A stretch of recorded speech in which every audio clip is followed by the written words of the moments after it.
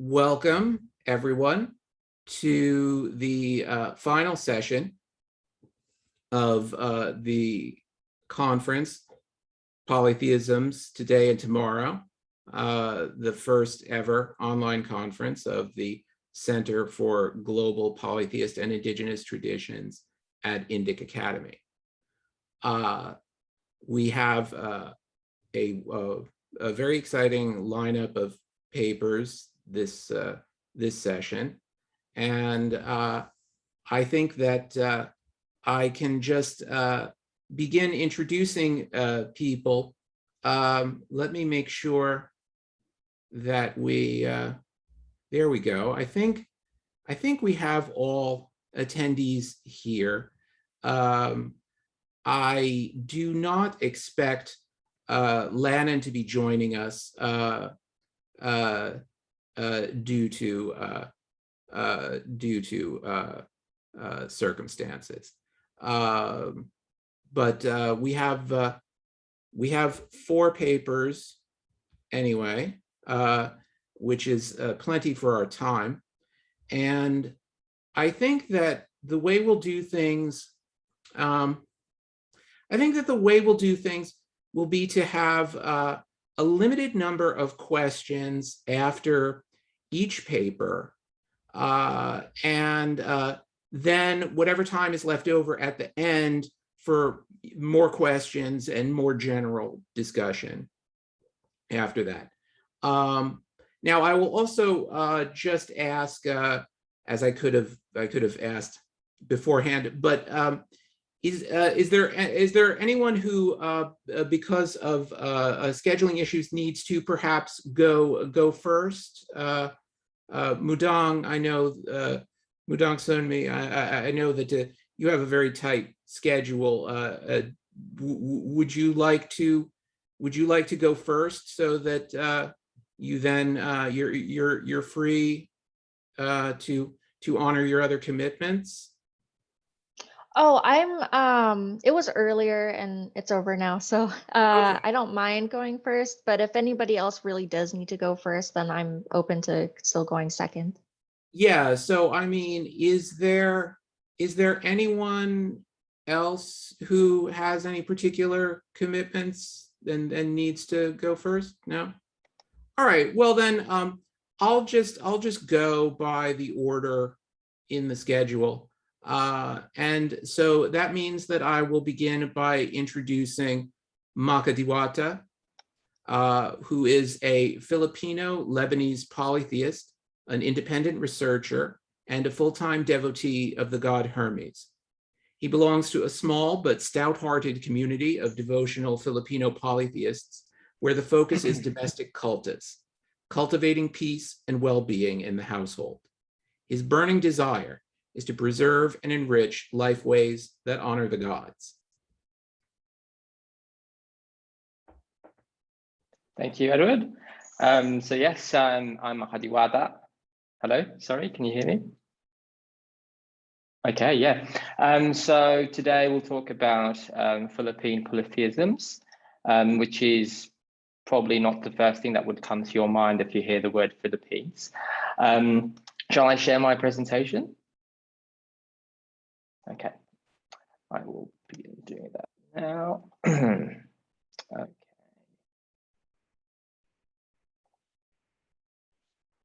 Right, so Philippine polytheisms. So as mentioned, polytheism is probably not the first thing that would come to your mind when you hear the word Philippines. Philippines, as a country, likes to boast itself as the only Christian nation in Asia.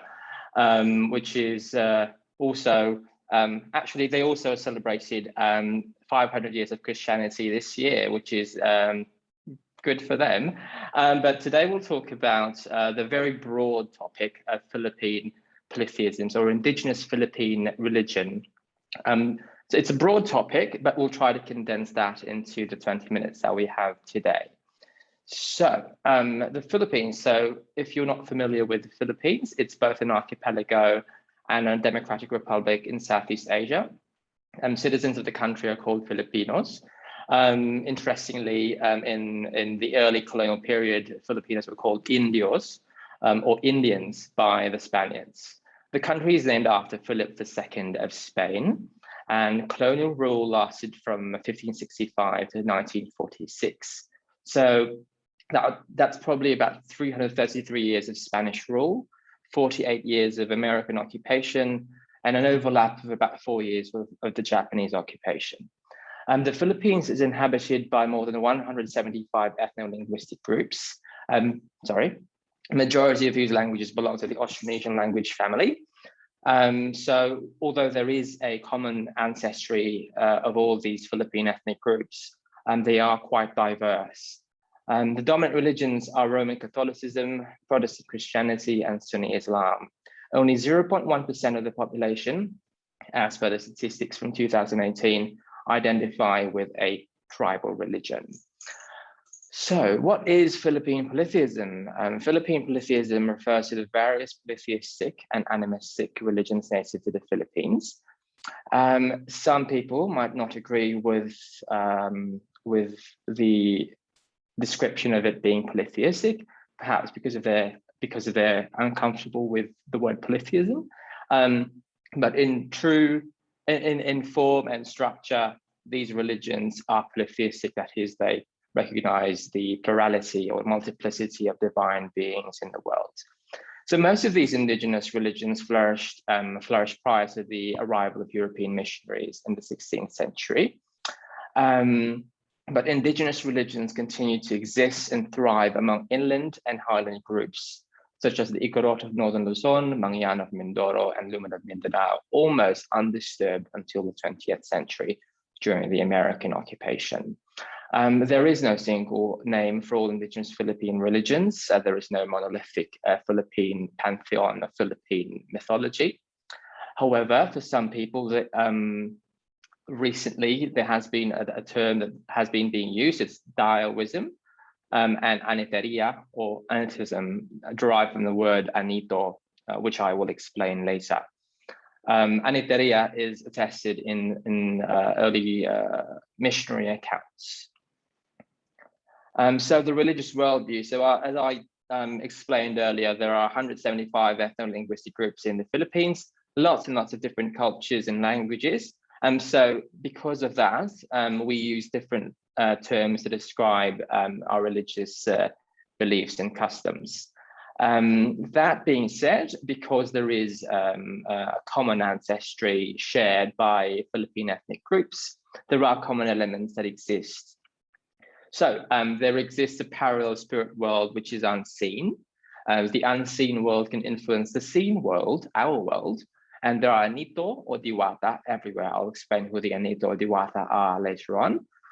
Events in the human world are influenced by actions of Anito, and Anito can be influenced by rituals performed by humans. Some humans have access to the world of the Anito and act as intermediaries between humans and Anito. So who are the Anito?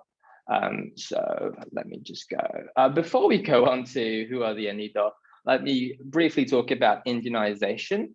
So between the 10th and 14th centuries, there was a great deal of South Asian influence on religion and society among coastal polities across the archipelago, even before the arrival of European colonists.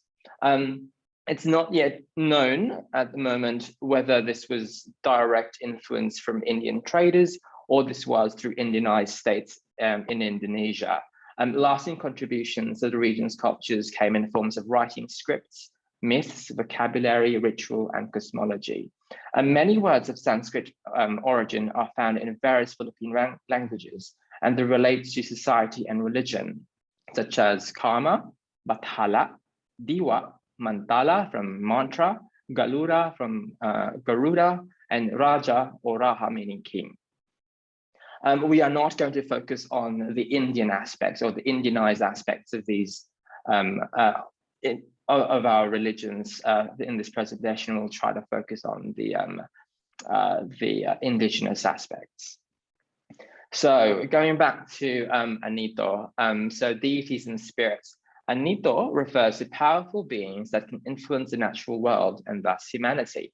It is derived from the Proto-Malay Polynesian Kwanitu and Proto-Austronesian Kwalitsu, meaning spirit. Cognates of this word can be found across the Austronesian-speaking world from Taiwan to Tonga.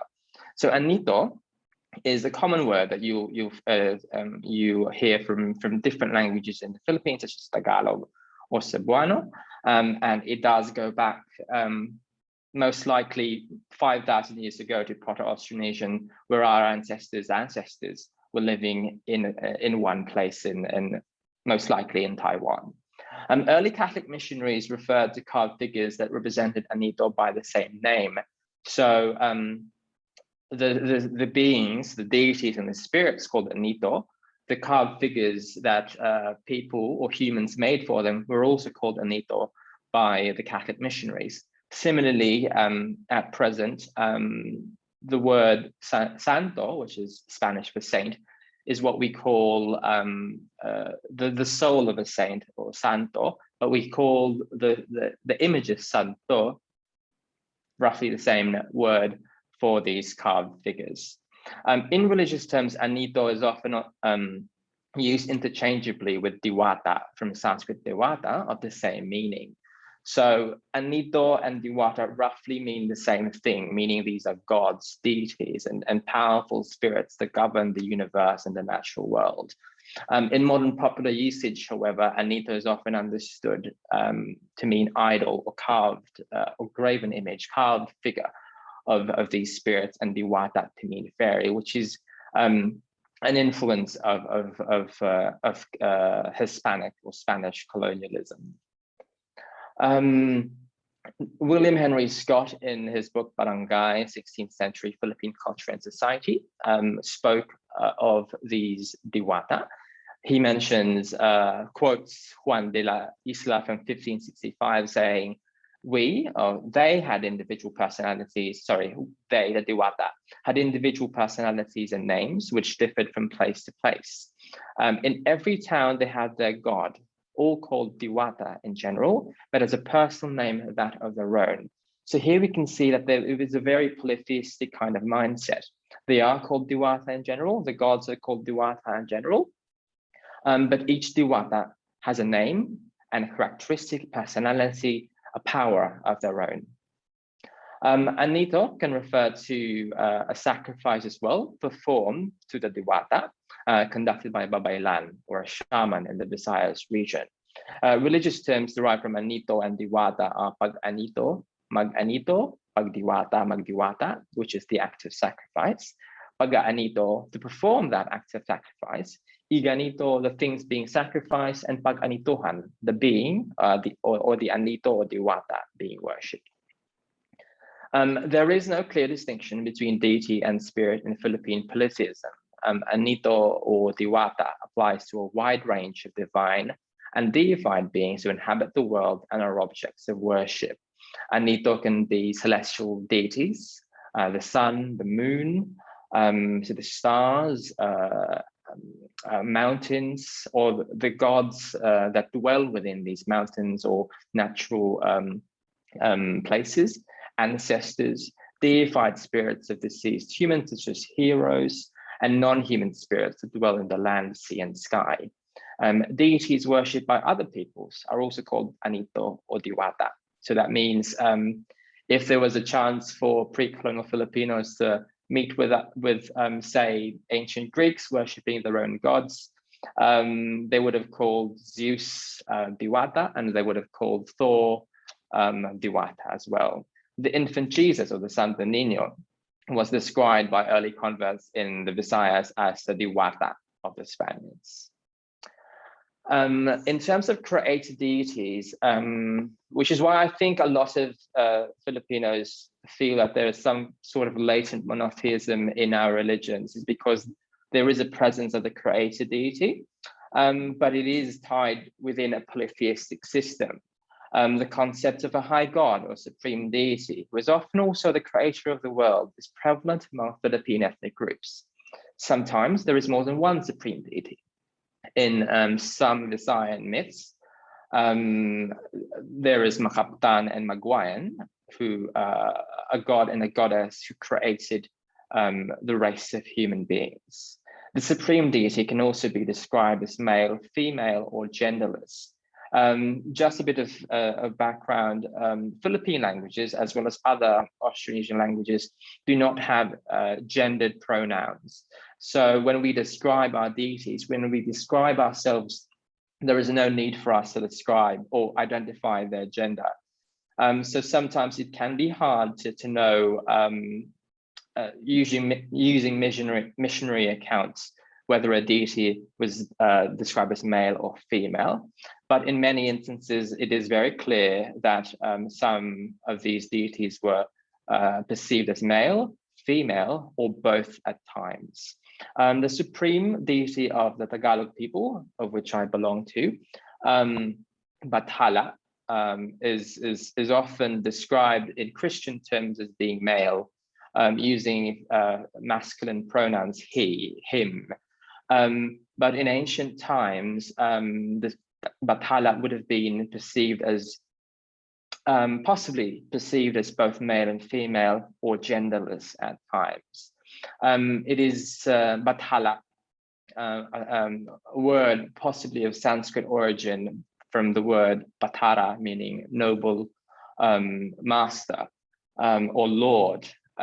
Translated into English, that comes off as Lord, but Panginoon in Tagalog is a genderless, a non-gendered term. Often, the supreme deity is viewed as being removed from the created world. Instead, supplications are given to the Anito, who are in charge of human affairs and the natural world.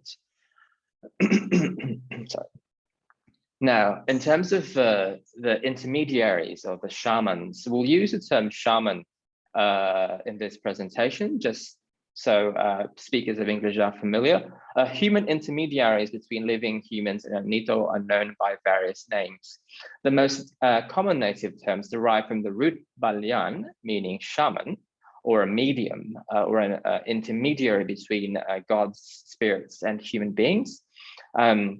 Descendants of this root will be found in many different languages in the Philippines, such as the Visayan Babaylan or Baylan, the Manobo Baylan, Tagbanwa Balyan, and Maguindanao Walyan. Other languages may use a different term, but they function in the same way. In pre-colonial times, Balyan were part of the noble class and were highly respected members of the community. Balyan played and continue to play several important roles in society. I say continue to play because in the modern age, there are still Balyan in many different ethnic groups who play the same role as the Balyan in pre-colonial times. They are primarily spirit mediums during seance rituals, calling different gods and spirits into the ritual to bless the participants. They can also be healers, herbalists, diviners, and magic workers. They're not, however, the same as the English word witch, who were perceived in negative light even in pre-colonial times. So the Balyan would have been called to battle these evil sorcerers, so to speak.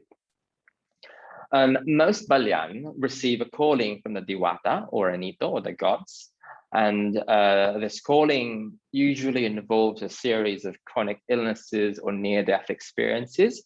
Once the call is accepted, they train as apprentices to an older Balyan, often a relative, who initiates them into the role. Initiation can sometimes take months or years before they finalize. In pre-colonial times, Balyan were predominantly women. Women were highly regarded as spiritual leaders, healers, diviners, and ritual specialists. Men who became Balyan, called different names such as Asok, Bayok, or Bayogin, depending on the language or the ethnic group, were often men who lived their lives as women. This caused some scandal for the early Christian missionaries, as they were not used to women being in positions of authority, much more for men who dressed as women, who lived their lives as women, to occupy these same spiritual leadership positions as well. Now, in contrast, Balian today and during the colonial period were increasingly and predominantly men or male. This could be perhaps attributed to the changing and shifting attitudes brought about by the patriarchal culture brought in by the Spaniards. Religious resistance. So Balian were often leaders of anti-colonial revolts throughout colonial rule from the 16th century up until early 20th century. So that is a long time. It is quite it's a common myth to think of Filipinos as accepting Christianity, colonialism quite readily overnight, but we have plentiful evidence that the people, many at certain points in history, all throughout the colonial period, they resisted and led anti-colonial revolts against the Spaniards and the Americans and the Japanese. Notable religious and political revolts led by Balian were the Tamblot, Bangkao, and Para revolts in the 17th century, revolt of Lagutao in the 18th century, revolt of Dios Puhawi in the 19th century, and the numerous Pulahanes revolts during American occupation in the early 20th century. Among these numerous religious and political revolts led by Balian or shamans, probably one of the most famous would be the Tamblot uprising in the 17th century. It is one of the two main revolts in the island of Bohol, which they are quite proud of, having resisted not just politically and economically, but also for religious reasons, opposing colonial rule in their island. Among many Christianized lowland groups today, which form the majority of Filipinos, the role of the Balian has largely been taken over by folk healers. I haven't really met any Filipino from the provinces who doesn't know any folk healer. Growing up in this provincial town in the Philippines, I grew up with many folk healers who perform exorcisms, healing, and numerous rituals, which you would think as very similar to the Balian of the pre-colonial time.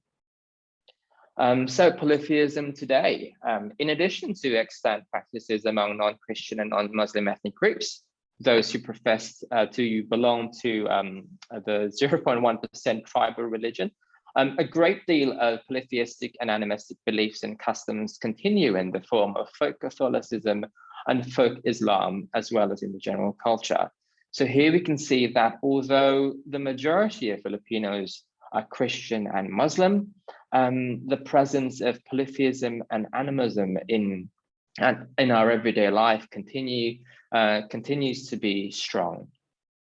Belief in spirits in numerous places such as rivers, caves, and trees is strong across the Philippines, no matter one's professed religion. So you could go from one place in the north of the Philippines to the south, and you'll find this very similar belief in spirits living in caves, in trees, and rivers.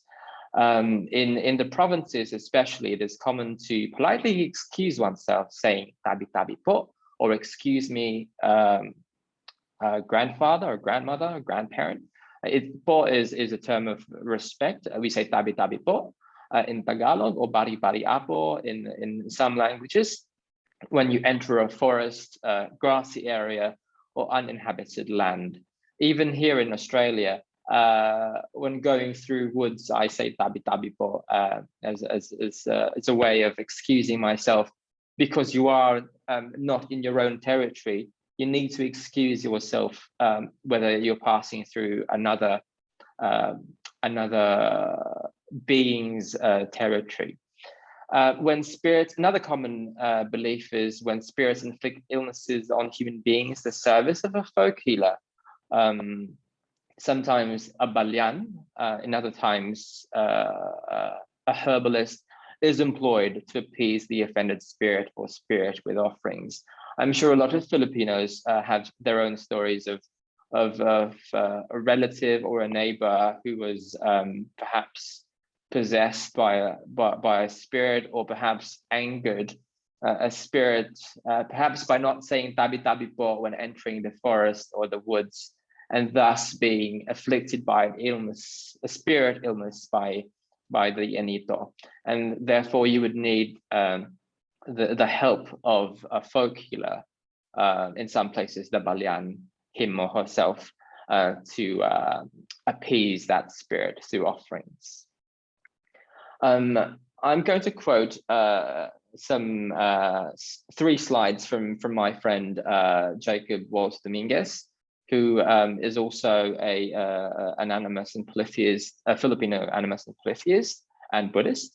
So the next 3 slides will be from his presentation on pre-Hispanic influences in Philippine religion. So what rituals existed then and continue to exist? Pag-aanito or pagdidiwata is the calling of ancestors or of nature spirits for a multitude of things. It can be to bless your house, for new intentions, such as razor wars, which would have happened in pre-colonial times, not anymore, for peace talks, for rice harvest, for the harvest of harvest in general, welcoming new people, celebrations, healing, and fortune telling.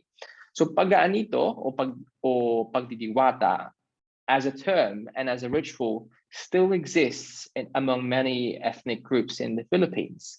And it is the same word that was used by the Spanish missionaries to describe these same rituals that were performed by the early colonial Filipinos at that time. In the Boxer Codex, which is a manuscript written circa 1590, the Tagalog pag-aanito involved a shrine with red cloth, chanting prayers to call the deity in and going into trance. Practices were similar in the Visayas and other regions, and this is the same kind of ritual that some people do or some ethnic groups do in the Philippines. Trance states come through music, chanting, and dance. So in order for the shaman or the Balyan or the healer to enter this state of trance, there would be music and chanting and dancing to put them in that trance. So this continues to be practiced today by several ethnic groups and individual practitioners. The Anito and Diwata take over the body of the medium or the Balyan shaman and speak blessings or curses.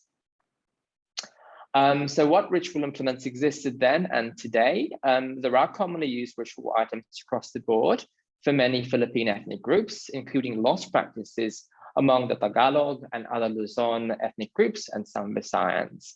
Some of these found across the archipelago are the palm fronds, known commonly as palaspas. The palaspas is also common during Palm Sunday celebrations for Catholics. It is also used among ethnic groups who are not Christian or Muslim for the calling of the Diwata or the Anito in their rituals. Coconut husks are used to hold offerings, but also burn incense. There is a local incense called kamangyan or kamanyang, which my own mother taught me how to use. Growing up, she would tell me to burn half of a coconut husk and use the coconut husk to to act as like coal for you to put the kamangyan or the incense in, and you would use that to bless or purify the house. This ritual was called pagluluop, which I'm not sure if other ethnic groups have, but I'm sure some form of it also exists, using the same coconut husk and kamangyan incense. Candles such as local beeswax, other herbs very specific to rituals. Banana leaves are very common. They're used in ritual as well as everyday life in the provinces. In some provinces, people eat on the banana leaf, and this is what we use when we offer offerings to the Diwata or the Anito. Outdoor shrines made of bamboo, banana trunks, and palm leaves.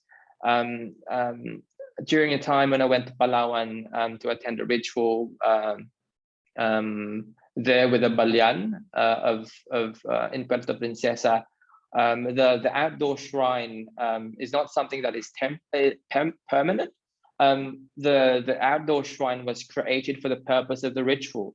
So it was built on the same day using bamboo, banana trunks, and palm leaves. And that's where you put the offerings to offer to the deities. Spirit houses, more permanent ones, are also common across the archipelago. Kerchiefs, scarves, or veils used by the balyan when doing the rituals. Headdresses, percussion like gongs and drums were used in ritual.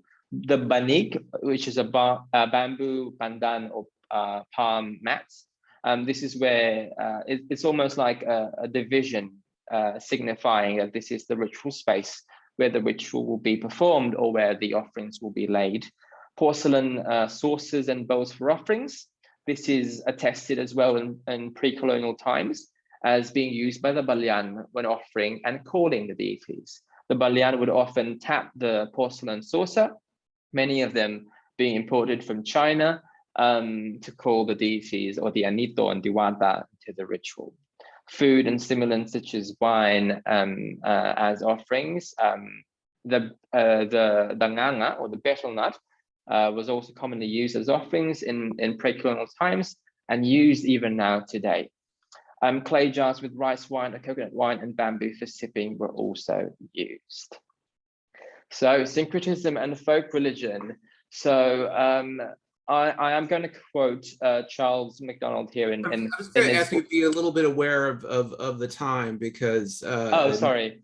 Yeah, to if it's necessary to condense it a little bit. So okay, yeah. We don't go. Sorry, yeah. I will just read this very quickly. So folk Catholicism